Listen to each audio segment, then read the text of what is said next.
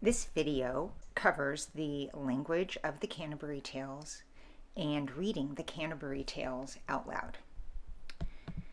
The Canterbury Tales aren't written in modern English, rather they're written in Middle English. Middle English is not to be confused with Old English. Those are two separate languages.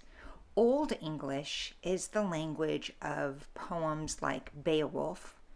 It's a dead language. It's a completely different language from the English that we speak now. It's very difficult to learn. Middle English was used in England starting around the 13th century after the Norman Conquest. It was used until the beginning of the Renaissance in the 15th century. The good news about Middle English is that it's not that hard. It's not that hard to make sense of. It's not that hard to translate. It's not that hard to read, especially the Middle English that Chaucer uses in the Canterbury Tales. You should be able to pick it up with the help of the glosses that are in your edition and websites like the Harvard Interlinear Translation of the Canterbury Tales. That page contains side-by-side translations of Chaucer's Middle English. I've got some advice for you on reading the Canterbury Tales. I suggest that you read fairly swiftly. Don't worry over and pore over every single word, every single line. Read pretty swiftly. Use the glosses to help yourself just get a gist of what's going on.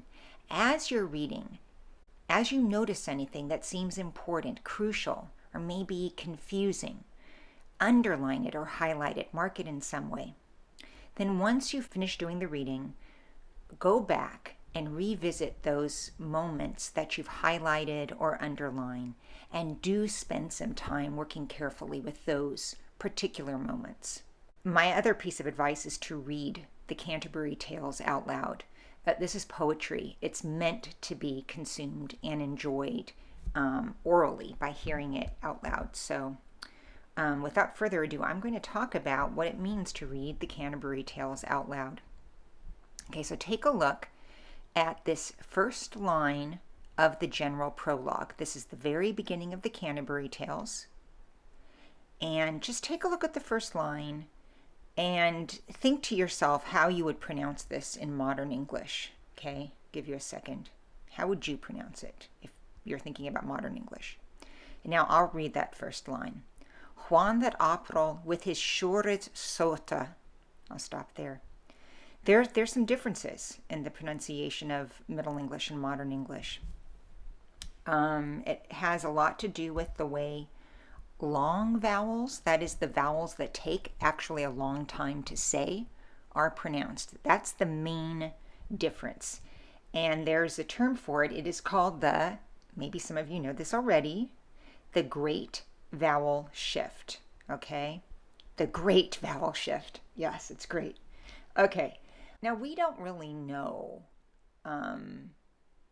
how or why this happened, why we stopped pronouncing vowels this way. We simply know that this happened between the Middle Ages and the Renaissance. How do we know that it existed, how words were pronounced like that? Obviously, there weren't tape recorders, or anything like that back then.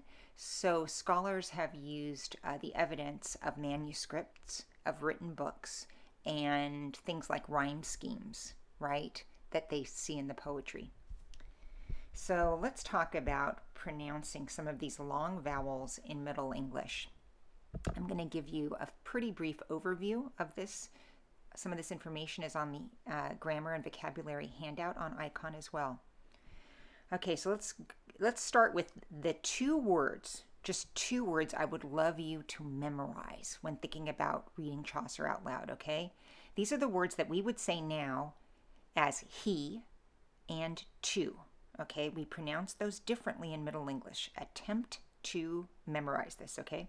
So instead of saying he, say hey. The E shifts to an A sound. Hey. And instead of saying to, say toe. Toe. Hey and toe. Okay? Let's look at another long vowel, I, or the A sound. Okay? So if we see a a word that looks like vein, certainly looks like vein in its context in the Canterbury Tales. In Middle English, we would pronounce it vine. And did you hear that little tiny schwa at the end of the word? Vine. When you have those final E's, don't stress them. Don't go vine. No. Vine, just a little unstressed schwa, a sound you make from the middle of your mouth.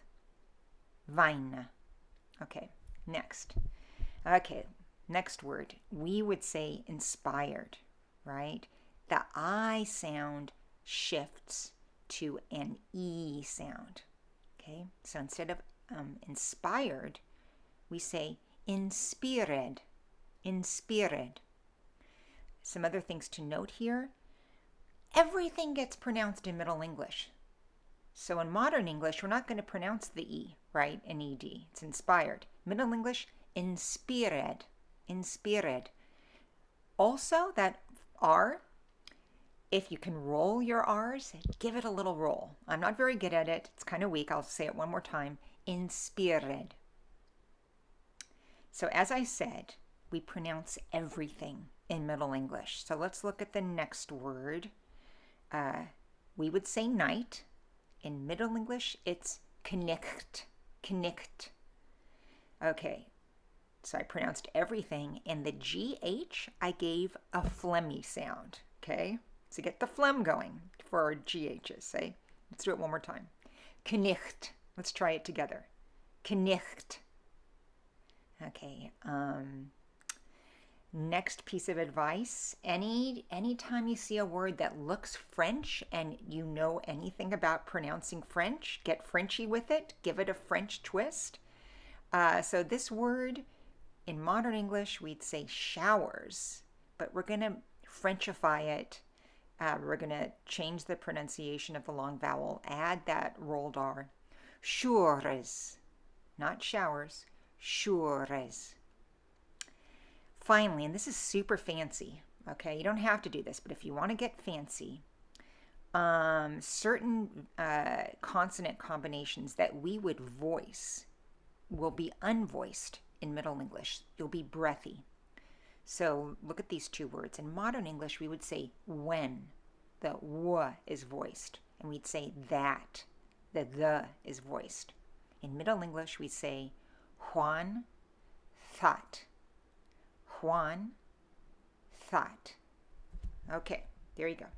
Now we are going to go over reading the beginning of the general prologue. If you don't have it out, I would urge you to take your, if you have it printed out, put the printout in front of you. If not, you can just work with the image that we've got here. So we're going to read this together. Okay, that's the point of this exercise. We're going to move slowly through it and then read it all together. I'm going to read one half line, and then we're going to read the half line together. Okay? Juan that April. Together. Juan that April. Next line. With his shores sota. Okay, together. With his shores sota. Okay, next half line. The drought of March. Together. The drought of March hath pierced to the rota. Together. Hath pierced to the rota. And bathed every vine. And bathed every vine in sweet liquor. In sweet liquor. Of which virtue engendered is the floor. Engendered is the floor. Juan Zephyrus ake, with his sweete breath, inspired hath, in every holt and heath, the tendre crop is, and the younger sonne, hath in the ram, his half course I runna, his half-course I runna. And smaller fools, maken melodia, that slepen all the night, with open ear, So pricketh hem natuur, in hier courages, Than longen folk, to gaan on pilgrimages, and Pomerus for to seken, Straunge strondes, that's a hard one, Straunge strondes, to ferne halwas, Couth in sundry landes, and specially, from every shearer's ende, off England, to Canterbury thy winde, the holy blissful martyr, for to sake, that him hath holpen, Juan that thy were sake. Okay, I hope you're doing this with me. We're going to go through it one more time. Now we're going to read it line by line, not half line by half line. Juan that April with his shores sote,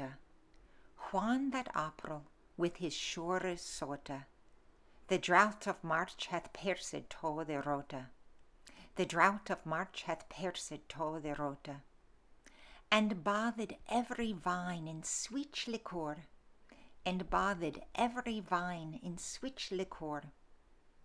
of which thereto engendred is the floor,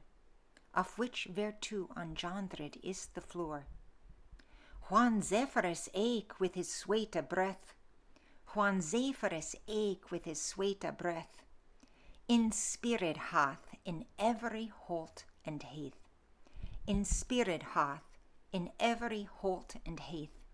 the tendre croppice and the youngest son, hath in the ram his half-course I runna,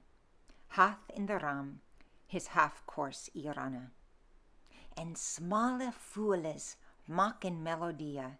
Your edition is missing an E between the W and the L there. That's why you're hearing me say it. And smalle fools maken melodia, that slepen all the night with open ear, So pricketh hem natuur in hier courages, Than longen folk to gaan on pilgrimages, and Pomerus for to seken, Straunge strondes,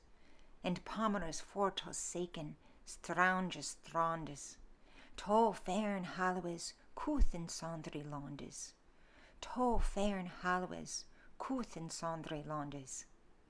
and specially from every shearer's ende,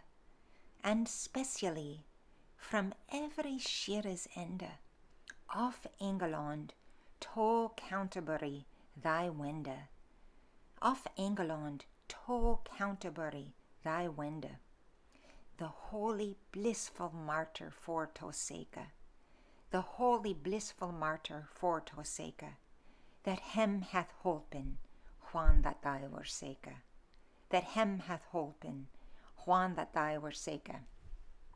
All right, those of you who have continued to stick with me here, we're going to read the entire thing together right now. Juan that April with his shores sote, the drought of March hath pierced to the rote, and bathed every vine in sweet liquor, of which virtue engendered is the floor. Whan Zephyrus eke with his sweete breath inspired hath in every holt and heath the tundra croppes, and the youngest son hath in the ram his half course y runne, and smalle fooles mocking melodia, that slepen all the nicht with open ear, so pricketh hem natuur in her courages.